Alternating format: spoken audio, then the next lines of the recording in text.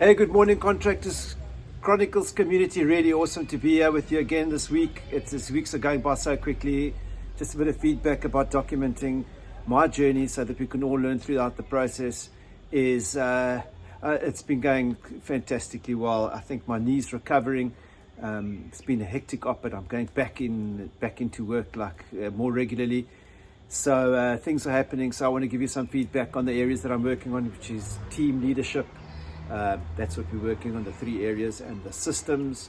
What are we doing with our systems and our numbers? So let's start with team leadership. I think very important. What I realized, growing a couple of businesses now, is that, you as the business owner, you need to be there. You need to be there to give your business the enthusiasm, the energy, the drive. You need to find and be like a sniffer dog and sniff out areas where you can contribute, guide your team, remind them, because essentially, this is what happened the last couple of weeks. I'd phone out, say, listen, what's going on? How are things going with sales? Oh, we're very busy. How are things going with ops? Oh, we're very busy. Everyone's very busy, but, when we get to numbers later, we'll find it, we dissect it. Busy does not translate to income. Busy does not translate to profits. So it's really being, sniffing around and figuring out how you can grow. So this last couple of weeks has been a challenging process for me health-wise, but I really feel I'm recovering and I'm getting back into it. We have a container full of goods arriving for our systems. Our products are arriving from overseas, where we have to outlay a certain amount of cash. We used to outlay a heavy amount of cash once a year. We're selling more of it, so now it's every 6 months, and I'm sure it'll be every 3 months in the next couple of months, if not a year or 2. We'll be able to bring that right down. But, where we're at with our team at the moment, let's start with team leadership. So, I went to work this morning. I was there early when all the people arrived at work. We started at 7:30, and I've been around sniffing the last couple of days, really trying to figure out where I can add value. And I realized, that if you're too busy, like I was mentioned, you tend to forget the bigger picture. And the bigger picture is we want to grow to be one of the biggest home services businesses in South Africa. We realize we've got core competencies in that area. We've already got flat roof waterproofing systems in place. We install and we distribute. We've got Pool Lab, which is launched. So we've got Waterproof Lab and then Pool Lab, which is the maintenance and refurbish of pools, gel coating, etc., and also the maintenance of pool pumps, backwashing. We've got these big bladders that we pump them into. So we've launched that, and we haven't even opened the throttle on that, and we're doing pretty well because we have an existing database that and probably known in the market a bit. So we've got Pool Lab, and then we've got Roof Lab, which we launched early this year.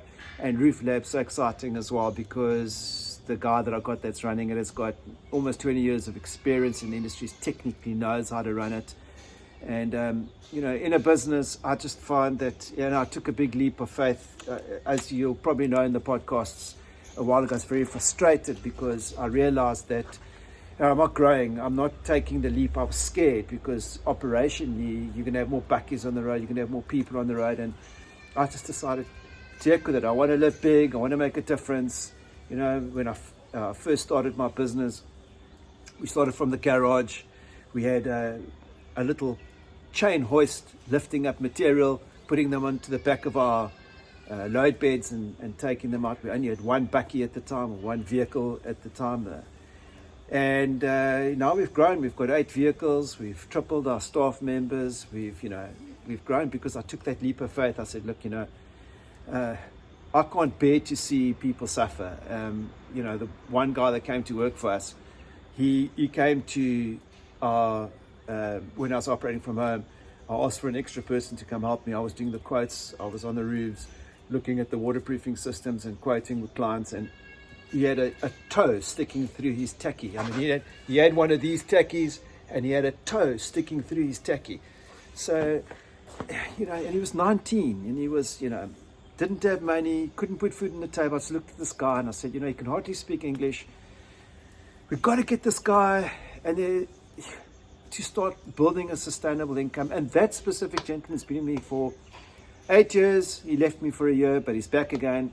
And he's managed to purchase 3 little houses just working for us. And I mean, that gives us so much joy to see how that's, and that gives us a big why. And I've mentioned that in the first couple of podcasts, why we do this. It's not just for the money. Yes, sure, we want to make a profitable business so that we can all live better lives, so that I can live a better life for my family. But, that doesn't stop there. There's a bigger picture. So, giving you feedback on those 3 areas. The one is team, leadership. This morning I walked in, I was 7:30, I was there. Everyone was packing their backies being a load bed. And I saw them all standing around. I said, guys, we need to all get together, please. Let's get everyone together. They said, the boss wants to speak. I was on crutches. There's my crutches over here. I had them all around, and I said, listen, guys, just want to chat to you for a brief second. And I got very serious with them. There's one specific gentleman that has now taken the initiative to send out a WhatsApp to the group of people that are working on the day, doing installation jobs all over the city. And he sent out a notification to 14, we call them installation engineers, to come and install. And they're all coming, but only 3 responded. So I said, what do you think's wrong with that equation? And they all just silently sat around, stood around looking at me saying, nothing. And I said, guys, if we want to grow this company, we all need to participate. So I'm going to ask again, what is necessary to take this business to the next level? And they said, communication, respect. I said, okay, where's the respect that you gave Clint when he sent out the WhatsApp to everybody? I'm going to ask Charlie to send just to insert me. She took a photo of me standing there with a group of people this morning so we can make this real.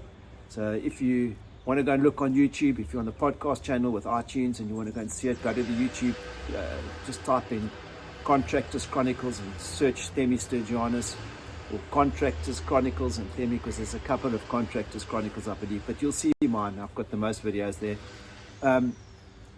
And just the people just started engaging. They started engaging, and I told them the story about Ishmael that arrived and the tow. I said, that's why we started the business. That's why we're here. That's why we're doing what we're doing.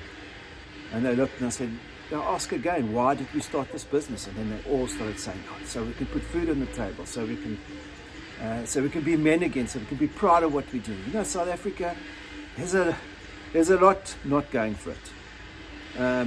And it's up to us as entrepreneurs and business owners to step in and lead the way, because that's one thing I learned with my first business that I had. I couldn't believe the big transition, was some people need to be led. Some people need to be led, and you need to take them by the collar and drag them out to the main road or drag them out to the area. So I had that chat with them. We spoke about respect. We spoke about the value system. I said, guys, and I used the analogy of the pool table. I said, as this business grows, it's not a small pool table anymore. It starts becoming a snooker table. And when the snooker table's there and you try and shoot the ball, what's the margin of error? You think it's easier to drop the ball, to sink a ball into the corner pocket on a snooker table versus a pool table? Or do you think it's easier on a pool table? I said, no, it's easier on a pool table. Snooker table is bigger. It's more difficult. I said, yes. And that margin of error, just by aiming a little bit skew, that margin of error on the end is even going to be bigger. So we can make big mistakes. And guys, we're not doing it 100% well. And it's hard to start. Yesterday, I had feedback from a client. I was itching to get involved. She wanted to threaten us with social media, and she wanted to go the whole issue. And I just thought, you know what? The responsible people that are running the business need to take ownership of their projects. And I pushed back and I pushed back, and I'm still going to push back today and next week and make sure this client is 100% happy. And it's not going to require owner intervention.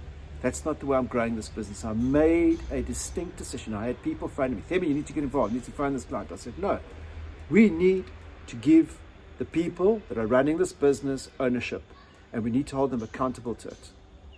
So the way I talk about it with my teams is that it's called severe responsibility. If that is happening, it's not my project manager's fault that he's not managing the client. It's my fault. I need to make sure that my project manager is running that business, his project or his team successfully, and that he makes sure that the client gets communicated to regularly and that the client's happy at the end of the day. We very rarely have that. It was an odd little issue, and it's probably not all our fault, but it is our fault, and we need to take ownership of it. And the team needs to see me saying it's our fault, and we need to take ownership and responsibility. So I used that in the discussion today. Briefly told the team, I said, guys, once again, are we going to participate? And one or two said yes. I said, I can't hear you. And they all said yes. I said, now we're getting that. Now we're understanding it. So it's important for, I've been away for the last 2 months or a month at least, where I wasn't there regularly because of my operation that I had. But that doesn't mean I don't need to get involved now. That doesn't mean I said to the guys, I will be there more regularly. I will be there. It's not that I'm intervening, but sometimes we need to just show a little bit of leadership in there, and they need to see the owner's presence, and they need to see and feel our energy. That's so important. Okay, so I spoke about team. We'll drop that little picture, video, or at least a little photo showing me in the workshop, chatting to the guys just to make this a bit real. I talk about systems. I'll give you some feedback on our systems. Man, there's 2 areas of systemizing a business. And why do we want to systemize businesses? I get very excited about this because systemizing businesses for me, I've seen how it's freed me as an individual. There's systems in place for everything. I mean, you won't fly an aeroplane from here to Johannesburg or here to America. The pilot won't fly without a checklist, without certain information dialed in, dashboards, a proper checklist to tick off before he climbs in the plane. I remember when I did my pilot's license, we had to walk right around the plane. We had to really mark off certain areas before we climb into the aircraft. Another example is when we're scuba diving. I remember doing a scuba diving course, and I realized the power of systems. Is a man's life is in danger if you don't have systems. There's a buddy check system. You go through a whole check and procedure before you go under the water with your buddy, because you could die if you don't follow those systems. You check the cylinder if it's got enough air. You make sure that your wetsuit's okay. You make sure that you've got a belt, your buoyancy jacket's working, and there's a checklist. And it's the same in business. And those checklists really help us, I think, guide the business, take it to the next level. Now, I don't believe in over-systemizing a business. I just don't believe in that. I believe that, you need to isolate it. 80-20% rule. Find the 20% of your business that you need to systemize to free you more, so that you can work on your business and not in it. And we've spoken about it many times in the previous videos, and work on those 20%. So essentially, I found through studying the systems of the business, and really where I want to take it in the next year is, I don't think it's going to be a year process. It's going to take years to systemize it the way I eventually picture it to be. I mean, a job description is a system. Organogram is a system. A checklist in the morning is a system. Switching on the lights is a system. So the way I like to think about it is systemize routine behaviors, and then you humanize the exception side of things. You can't eliminate personal phone calls. You can't eliminate phoning back a client when they're unhappy. There's no system for that. You need to do that. But you can systemize a checklist before you go onto site. You can systemize a checklist before you hand over your project. There is different ways of doing that, and it applies in any business. So systems are very crucial. We're busy with that all the time. And I found out that there are 2 ways to systemize your business. I went down the one route, and I've actually discovered another route, and I'll keep on giving you feedback because I'm just starting to nibble away at this new way of systemizing business. I prefer it. I'll give you a very high level. The first way of systemizing your business is to find a system champion in your business who just focuses on those 20% that you've isolated and identified, and you get your system champion to work on that. Now, some people can't afford a system champion. Some people are too busy, like we are too busy. I can't even afford to get one person away from the job at the moment to systemize the business. And they've got to be a certain character. They've got to be able to do it in a non-threatening way so that other people don't feel like their jobs are taken away. They've got to be able to approach the project systematically. They've got to have a methodology. in approaching the way they do systems. They've got to make the people feel like they're heard in such a way that people want to help the system champion. They've got to be able to give feedback on a weekly or a monthly basis to the CEO or the operations manager how the systems have been progressed, and keep a tab of it. So that's the one way of doing it. I'm not saying it doesn't work. There's a lot of people that do it. You can drop a chat line. I'm happy to give you more information about that.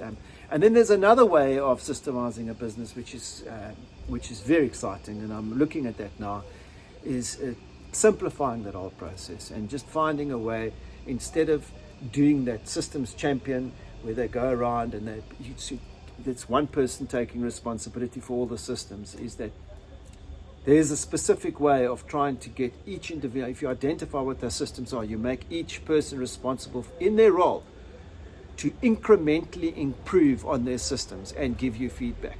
So you got it, but that's a culture. You need to create a culture. We're very good at Waterproof Lab and at Lab of Companies, Poo Lab and Roof Lab, to create cultures a culture in our business. We've done that well. So I don't think that's going to be a problem, but it needs to start with one thing.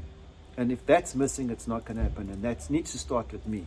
I need to show how this new approach works, and I need to start systemizing certain areas of the things that I do.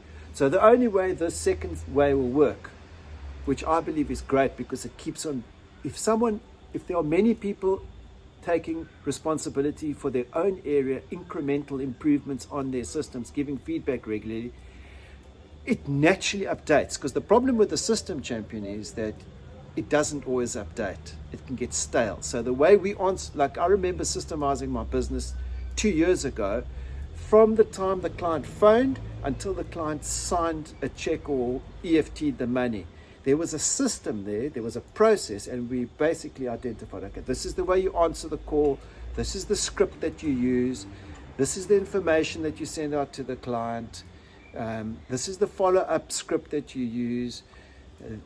This is what you do when you say you're going to come out to the client, you send them an SMS. So there's a whole process there, but those processes evolve over time. And if you're not updating it, which I realize now, all that effort goes into systemizing and it's not being updated. So I quite like the second approach that I've discovered recently, and I'm going to keep on giving you guys feedback there. Man, it's terribly exciting.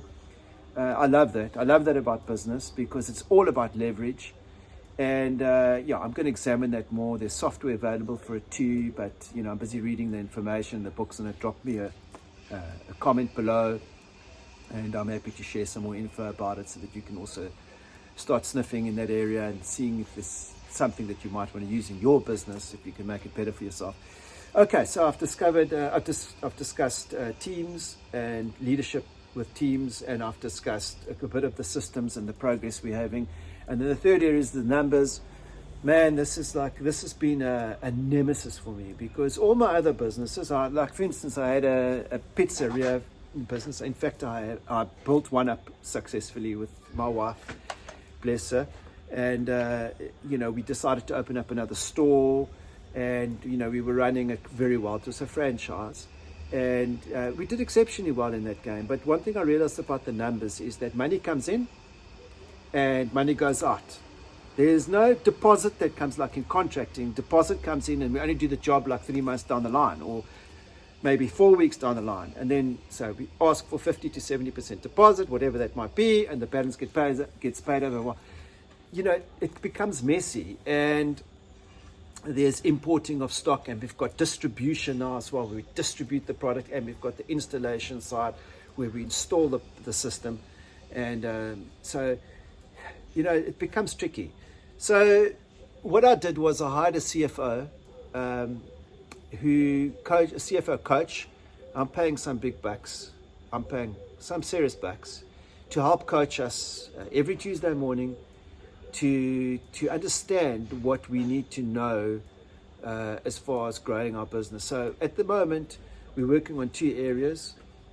We're making sure that, or 3 areas actually, is the accuracy of the numbers. I mean, being a business owner, I was so frustrated over the last couple of years because I could never get accuracy of the numbers. And in my pizza franchises, I knew exactly at the end of the month, I knew that was the revenue, that was the cost of sales, that was my gross profit, that was my expenses, and that was my net profit. I knew exactly what it was. And there were percentages. I knew exactly our staff was 40% of the revenue. But somehow in this business, I've struggled to get a grip of it. I really, really do. And I've been searching high and low to try and get some kind of headway there. At the moment, we're just working on accuracy. So we're making sure that the numbers are accurate and the reporting structure. Because it's no use looking at reports and they're not accurate. You don't know how to grow your business then. And so the accuracy is coming on nicely. We're making sure that those are put in place. The second thing we're looking at is making sure that we've got a cash flow. So a cash flow projection. So we're looking at a cash flow projection. We've got sales and revenue, but also every 6 months we've got a container that comes in, and that container affects cash flow. So how does it look like? Is it necessary? How do we simplify it, etc.? And then the third area that we're looking at that I'm really focused on, and I'm hoping to have that very soon, is my numbers dashboard. It's more or less like a cockpit. You're flying an aeroplane, and you've got all the dials there. You've got the humidity, you've got the speed, you've got the wind, you've got all those dials are the heat gauge for the engines. You've got all those gauges in front of you.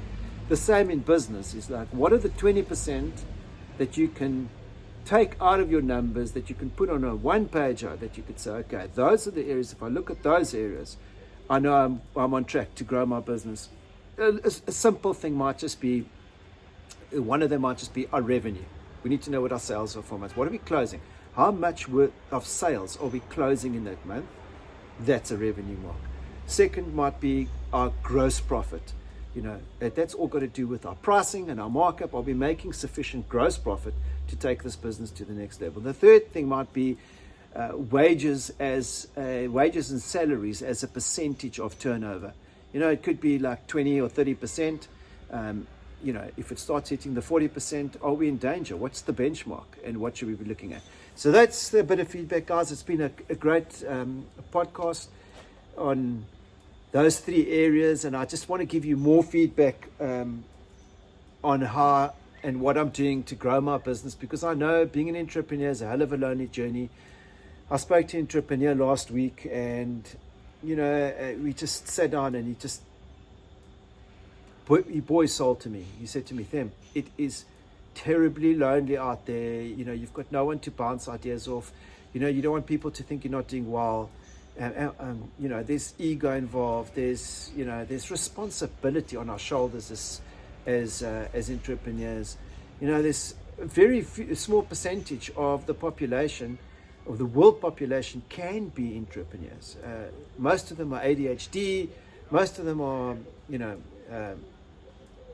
all over the place. Most of them are chasing many rabbits. Most of them struggle with focus. But gosh, I can tell you one thing: most entrepreneurs are resilient, and you're one of them. So I'm sure if you're listening to this podcast, you want to share this with other like-minded entrepreneurs out there who are learning to grow their business. They want to hear about these things. They want to know that there's other people like them that are struggling. I might say all these nice things in my podcast, but it doesn't always happen like that. There are some serious down days as well for me, where I struggle to pick myself up, but somehow I just do. I just pick myself up. I'll give you an example. On Sunday, I was leaving Port Elizabeth, and as I was leaving my driveway to fly back, I was staying at my in-laws' house. Ellie opened the boot, my wife, and I passed her something to put into the boot, and she says, but where's your bag? I said, it's in the boot. She says, I don't see it. I said, no, it's next to my baggage bag. She says, no, it's not there. I said, oh, come on, Ellie. And I went and I looked around, and I see both my laptop bag and my luggage bag had been stolen. So my wallet, my ID, cash, iPad, MacBook, bag,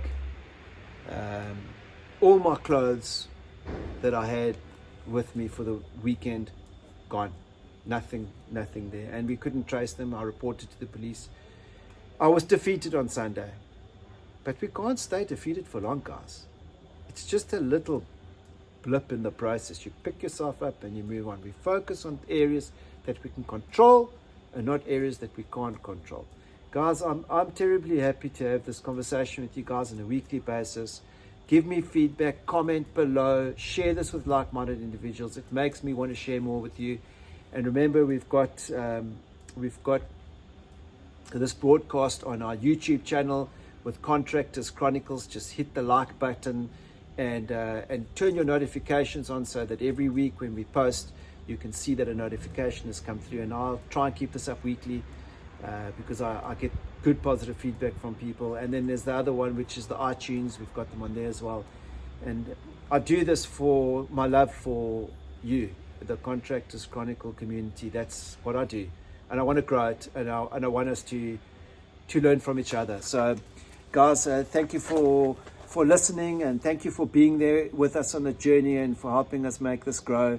You know, it makes my heart glow. And you know, if you want to reach out to me, have a cup of coffee, just have a little bit of a chat, wherever you are in the world, just happy to reach out. Keep well, have a great week, and keep focused.